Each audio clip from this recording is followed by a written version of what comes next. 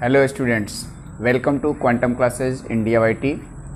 आज हम लोग क्लास 12th के लिए साइक्लोट्रॉन टॉपिक लेकर के आए हैं। मैग्नेटिज्म वाला चैप्टर पढ़ रहे हैं, मैग्नेटिज्म से रिलेटेड। ये चैप्टर आपके सीबीएसई बोर्ड और अधिकतर स्टेट बोर्ड के ये दिया हुआ है। सीबीएसई बोर्ड में भी है, साथ में अभी मैं जो है बिहार में हूँ, तो बिहार के बच्चों के लिए, बिहार बोर्ड के बच्चों को ये चैप्टर पढ़ा रहा हूँ, हिंदी माध्यम के बच्चों के लिए। तो इसमें साइक्लोट्रॉन क्या चीज़ होता है, इस साइक्लोट्रॉन को हम लोग देखते हैं। साइक्लोट्रॉन एक ऐसा डिवाइस होता है जो किसी चार्ज पार्टिकल को हाई वेलोसिटी दे करके, उच्च वेग दे करके, और उसको क्या करता है, त्वरित करता है, एक्सेलरेट करता है। ठीक है, क्या करता है, एक्सेलरेट करता है। और इसको हम लोग अत्यधिक ऊर्जा या हाई एनर्जी कैसे देते हैं, इसके लिए हम लोग क्या करते हैं, एक ऑक्सीलेटर की सहायता से इसमें जो भी कंस्ट्रक्शन होता है उसमें हम लोग बहुत ही हाई वोल्टेज और दे करके, और तब उसको क्या करते हैं, चार्ज पार्टिकल को त्वरित किया जाता है। फिर से सुनिए, साइक्लोट्रॉन एक ऐसा डिवाइस है जिसमें किसी चार्ज पार्टिकल जैसे प्रोटॉन हो गया, इलेक्ट्रॉन हो गया, या कोई भी आयंस हो गया, उसको क्या किया जाता है, अत्यधिक वोल्टेज या प्रत्यावर्ती धारा दे करके, और तब उसको क्या किया जाता है, त्वरित किया जाता है, यानी एक्सेलरेट किया जाता है। ठीक है, और ये जो एक्सेलरेशन का काम होता है वो हाई वेलोसिटी यानी उच्च वेग दे करके और तब किया जाता है। ठीक है, अब हम लोग जानेंगे कि साइक्लोट्रॉन का कंस्ट्रक्शन कैसे होता है और इसका वर्किंग प्रिंसिपल क्या है। वर्किंग प्रिंसिपल बहुत सिंपल है। जैसा कि हम लोग जानते हैं कि लॉरेंज फोर्स में हम लोग पढ़ चुके थे कि जब कोई आवेशित कण किसी एक समान चुंबकीय क्षेत्र में प्रवेश करता है तो उस चुंबकीय क्षेत्र के द्वारा आवेशित कण पर चुंबकीय बल लगता है। लेकिन अगर आवेशित कण किसी ऐसे माध्यम में प्रवेश करे जहाँ पर चुंबकीय क्षेत्र के साथ साथ वैद्युत बल भी उपस्थित होता है, तो वहाँ पर दोनों तरह का बल कार्य करता है। चुंबकीय बल का काम होता है कि उसमें क्या करेंगे, तो सेम यही इसका प्रिंसिपल है कि यहाँ पर भी क्या किया गया है कि ये जो डॉट्स लाइन आप देख रहे हैं फिगर में, तो ये जो डॉट्स है, ये डॉट्स का काम ये है कि ये क्या कर रहा है, डॉट्स लाइन हमको बता रहा है कि यहाँ पर जो चुंबकीय क्षेत्र की दिशा है ये कागज के तल के लंबवत ऊपर की ओर है, और इसको हम लोग चुंबकीय क्षेत्र या मैग्नेटिक फील्ड कहते हैं। Normal to the surface outwards, बाहर की ओर है। ठीक है, अब यहाँ चूंकि बोर्ड है तो बोर्ड पर आउटवर्ड्स हो जाएगा। तो प्रिंसिपल इसका ये है कि जब हम किसी आवेशित कण को क्या करते हैं, किसी चुंबकीय क्षेत्र में प्रवेश कराते हैं तो उस पर चुंबकीय बल लगता है। साथ ही साथ ये जो पूरा आप देख रहे हैं सेटअप, इस सेटअप में अरेंजमेंट में क्या किया गया है, दो डीज लिया गया है, D1 और D2, दो इसके डीज हैं, डीज कहलाते हैं। ये कॉपर का बना होता है, मेटेलिक है यानी, और इस डीज को हम लोग एक ऑसिलेटर से कनेक्ट कर देते हैं। ये ऑसिलेटर्स का काम इसका ये है कि उस चार्ज पार्टिकल को ऑसिलेट कराता है हाई वोल्टेज दे करके। यहाँ पर अल्टरनेटिंग करंट दी जाती है, इस ऑसिलेटर की सहायता से ऑसिलेटिंग करंट दी जाती है, और ये इसमें होता है। तो जब हम लोग आवेशित कण को हम लोग पढ़े हैं कि जब कोई आवेशित कण किसी चुंबकीय क्षेत्र में भी प्रवेश करता है, अभी तो हमने जैसे पढ़ लिया कि जब किसी चुंबकीय क्षेत्र में प्रवेश करता है तो वहाँ पर क्या होता है, आवेशित कण अगर चुंबकीय क्षेत्र के लंबवत प्रवेश करता है तो आवेशित कण का जो पथ होता है वो वृत्ताकार होता है। लेकिन अगर वहाँ पर अगर वैद्युत बल भी उपस्थित हो तो उस वैद्युत बल के कारण उस आवेशित कण पर एक बल लगता है। उस वैद्युत बल को हम लोग फॉर्मूला पढ़े हैं, इलेक्ट्रिक पोटेंशियल। तो यहाँ पर क्या हुआ कि जैसे ही प्लेट D2 जो है निगेटिव हुआ तो ये चार्ज पार्टिकल एक्सेलरेट कर गया, और ये एक्सेलरेट करके और सर्कुलर पाथ बनाया। सर्कुलर पाथ क्यों बनाया, सर्कुलर पाथ के लिए मैंने बताया कि जब कभी भी कोई चार्ज पार्टिकल क्या होता है, किसी मैग्नेटिक फील्ड के परपेंडिकुलर मोशन करता है तो वहाँ पर उसका पाथ सर्कुलर बनता है। ठीक है, तो इसलिए यहाँ पर जो चार्ज पार्टिकल है ये परपेंडिकुलर है मैग्नेटिक फील्ड के, इसलिए ये क्या होगा, सर्कुलर पाथ ऑक्यूपाई किया। अब ये वृत्ताकार पथ पर घूमा तो आधे चक्र ही घूमा। जैसे ही आधा चक्र घूमा उसके बाद क्या हुआ कि ये प्लेट D1 जो पॉजिटिव में था अल्टरनेटिंग करंट के हाफ साइकिल में, वो नेक्स्ट हाफ साइकिल में क्या बन गया, निगेटिव। और D2 बन गया, D2 बन गया निगेटिव, सॉरी पॉजिटिव बन गया, और ये बन गया निगेटिव। अब क्या होगा कि ये जो चार्ज पार्टिकल था ये तो पॉजिटिव चार्ज था, तो जब ये पॉजिटिव चार्ज था तो फिर से इस इलेक्ट्रिक फोर्स के द्वारा ये अट्रैक्ट होगा, और चूंकि ये मैग्नेटिक फोर्स के अंदर भी है तो इसलिए ये क्या होगा कि फिर आधे चक्र तक या हाफ साइकिल तक क्या करेगा, सर्कुलर पाथ पे चलेगा, लेकिन फिर नेक्स्ट हाफ साइकिल में फिर से वही बात, ये हो जाएगा निगेटिव, तब ये हो जाएगा पॉजिटिव। यानी जब हाफ साइकिल में D1 पॉजिटिव होगा तो D2 हमारा कैसा होगा, निगेटिव होगा।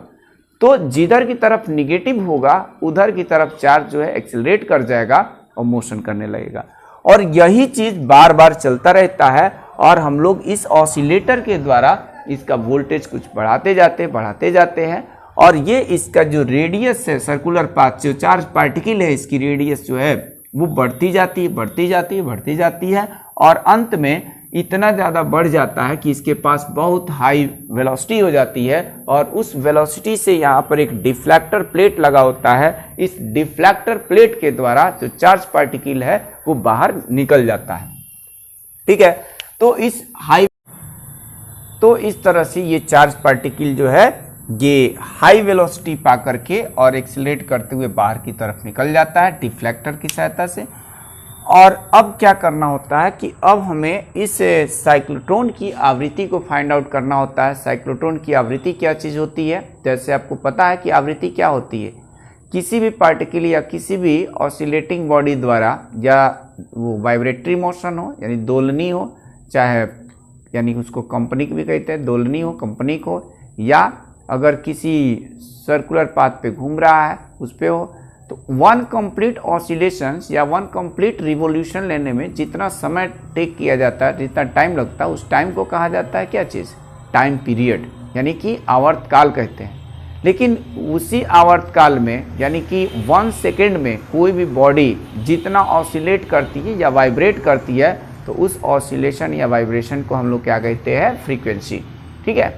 तो अब आप बताइए कि ये जो हमारा चार्ज पार्टिकल था, अगर किसी सर्कुलर पाथ पे घूम रहा है जिसकी रेडियस r है, अगर ये सर्कुलर पाथ है और इसकी रेडियस r है, और हम ये कहें कि अभी हम लोगों ने पढ़ा कि एक चक्कर लगाने में यानी 1 रिवॉल्यूशन लगाने में, एक चक्कर लगाने में जितना समय लगता है उसको टाइम पीरियड कहा जाता है, और 1 सेकेंड में जितना चक्कर लगता है उसको फ्रीक्वेंसी कहते हैं। तो सबसे पहले हम लोग फ्रीक्वेंसी और टाइम पीरियड को रिलेट तो किए ही है कि टाइम पीरियड और फ्रीक्वेंसी में क्या रिलेशन होता है। जो टाइम पीरियड होता है फ्रीक्वेंसी का रेसिप्रोकल होता है, व्युत्क्रम होता है, या आवृत्ति जो होती है आवर्तकाल का व्युत्क्रम होता है।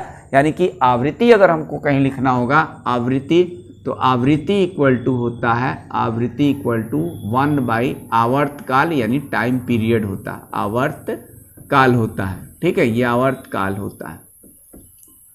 और आवर्तकाल को हम लोग किससे डिनोट करते हैं, आवर्तकाल को कैपिटल T से जनरली डिनोट करते हैं। आवृत्ति कहीं कहीं F से भी डिनोट की जाती है, न्यू से भी की जाती है, तो कई सारे तरीका है। तो F इक्वल टू या न्यू से भी डिनोट की जाती है, ये न्यू इक्वल टू होता है 1/T। तो यहाँ हमको समस्या क्या है कि T नहीं मालूम है, जो हमारा साइक्लोट्रॉन है उसकी आवृत्ति हमें नहीं पता है। तो यानी सबसे पहले तो हम लोग इस साइक्लोट्रॉन की आवृत्ति को ही फाइंड आउट करेंगे। आवृत्ति कैसे निकालेंगे, आवर्तकाल कैसे निकालेंगे। आवर्तकाल एक तरह का क्या है, टाइम है, समय है, जो एक चक्कर लगाने में जितना समय लगता है। अच्छा ये बताइए कि अगर ये कोई, अभी हमने बताया कि कोई सर्कुलर पाथ है, ये कोई वृत्ताकार पथ है, ये वृत्ताकार पथ है, इसकी मान लेते हैं कि वृत्ताकार पथ है, तो इसकी त्रिज्या को कुछ मान लेते हैं, r मान लेते हैं। अब एक चक्कर लगाने में कितना समय लगेगा, उसी को ना आवर्तकाल कहते हैं। दूरी कितनी तय होगी, अगर हम ये कह दें कि ये जो आवेशित कण है या ये यहाँ पर जो m द्रव्यमान का कोई भी पिंड है, v वेलोसिटी से, v वेग से ये घूम रहा है, इसके चारों ओर चक्कर लगा रहा है, तो एक चक्कर लगाने में टोटल जो दूरी तय की जाएगी ना, इसकी परिधि के बराबर तय की जाएगी, परिधि। और वृत्त का परिधि कितना होता है, 2πr, ये वृत्त की परिधि हो गई। इसका चाल हमें मालूम है, कितना चाल मालूम है, इसका चाल v है। तो इसलिए यहां पर जब हम लोग आवर्तकाल निकालेंगे यानी समय निकालेंगे, तो यहाँ पर हो जाएगा समय बराबर होता है दूरी बटे चाल। तो आवर्तकाल बराबर हमने लिख दिया एक चक्कर में तय की गई दूरी अपॉन चाल। एक चक्कर में तय की गई दूरी कितनी तय की जाएगी? उस वृत्ताकार पथ के परिधि के बराबर। तो इसलिए यहाँ पर परिधि इसका हमने 2πr निकाल लिया। और ये 2πr यानी रेडियस कैसे निकलेगा ये पिछले वीडियो में बताया था। अगर नहीं समझ में आया तो फिर से समझिए। समझना ये है कि जब कोई कण या जब कोई पार्टिकल, जब कोई पिंड किसी वृत्ताकार पथ पर घूमता है तो उसको घूमने के लिए क्या चाहिए होता है? उसको घूमने के लिए चाहिए होता है अभिकेंद्र बल। और ये अभिकेंद्र बल कहाँ से प्राप्त होता है? तो ये अभिकेंद्र बल प्राप्त होता है किससे? जो भी हमारे पास वैद्युत बल है, क्योंकि ये जो आवेशित कण था एक समान चुंबकीय क्षेत्र B में वैद्युत बल कह रहे हैं, चुंबकीय बल मैग्नेटिक फील्ड में घूम रहा था, तो उससे जो मैग्नेटिक फोर्स लगेगा उस फोर्स के द्वारा यानी चुंबकीय बल के द्वारा इसको क्या मिलेगा? अभिकेंद्र बल मिलेगा। क्योंकि जब कभी भी कोई आवेशित कण किसी वृत्तीय पथ पर घूमता है तो वहाँ जरूरत पड़ती है अभिकेंद्र बल की। और ये अभिकेंद्र बल कहाँ से मिलेगा? इसके मैग्नेटिक फोर्स यानी चुंबकीय बल से। अभिकेंद्र बल का फॉर्मूला क्या होता है? mv²/r होता है, जहाँ पर r क्या होता है? r जो होती है वृत्ताकार पथ की त्रिज्या होती है, m उस पिंड का द्रव्यमान होता है और v उसका क्या होता है? वेग होता है। इसलिए यहाँ पर हमने क्या किया? अभिकेंद्र बल को इंग्लिश में सेंट्रीपिटल फोर्स कहा जाता है, तो इसके सेंट्रीपिटल फोर्स को इसके मैग्नेटिक फोर्स के इक्वल कर दिया और इस तरह से हमारे पास रेडियस निकल गया mv²/r = qvb। v से v को कैंसिल किया तो यहाँ बचा mv और यहाँ बचा qv। r को राइट हैंड साइड में भेज दिया तो यहाँ से mv/qv = r आ गया। तो ये हमारे पास क्या निकल के आ गया? ये निकल के आ गया उस वृत्ताकार पथ की त्रिज्या। अब त्रिज्या निकल गई तो परिधि तो बहुत आसानी से निकल सकता है। परिधि क्या बताया मैंने? परिधि = होता है 2πr। 2πr होता है, यहाँ से हम 2π लिख दिए और r की जो वैल्यू है, r की वैल्यू यहाँ से इसमें रख दिया। r की वैल्यू कितना निकाला है? mv/qv। तो ये mv/qv रख दिया। ये निकला परिधि एक तरह से यानी एक चक्कर में चली गई दूरी निकल गया। अब दूरी निकल गया, आवर्तकाल को हम लोग कैपिटल T से रिप्रेजेंट करते हैं। आवर्तकाल बराबर यानी समय बराबर दूरी बटे चाल।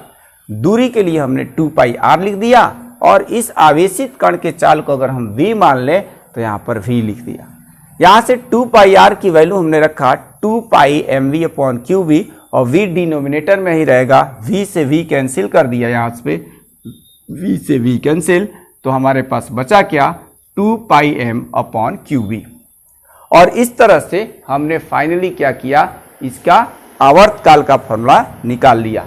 लेकिन हमें निकालना था इस साइक्लोट्रॉन की आवृत्ति, और इस साइक्लोट्रॉन की आवृत्ति को कैसे निकालेंगे? साइक्लोट्रॉन की आवृत्ति अभी मैंने बताया कि आवृत्ति बराबर होता है 1/आवर्तकाल। ठीक है, यानी फ्रीक्वेंसी = होता है 1/टाइम पीरियड। तो इसलिए साइक्लोट्रॉन की आवृत्ति यानी न्यू बोलें या उसको स्मॉल f से डिनोट करें तो ये हो जाएगा 1/t यानी 1/टाइम पीरियड या आवर्तकाल। यहाँ से t की वैल्यू जो निकल के आया है 2πm/qv निकला है और इसी का रेसिप्रोकल कर देना है तो qv/2πm हो गया। तो इस तरह से हम लोगों ने साइक्लोट्रॉन की आवृत्ति को भी निकाल लिया और इसकी वर्किंग, सिद्धांत और जो कुछ भी इसका क्रिया विधि था हिंदी माध्यम के बच्चों के लिए वो सब मैंने बता दिया। उम्मीद है आपको ये हमारा वीडियो पसंद आया होगा। अगर पसंद आया है तो आप हमारे चैनल को सब्सक्राइब कर दीजिए। हम आपके लिए इसी तरह के और भी अच्छे वीडियो बनाते रहेंगे। वीडियो देखने के लिए धन्यवाद। मिलते हैं नेक्स्ट वीडियो में। Good night.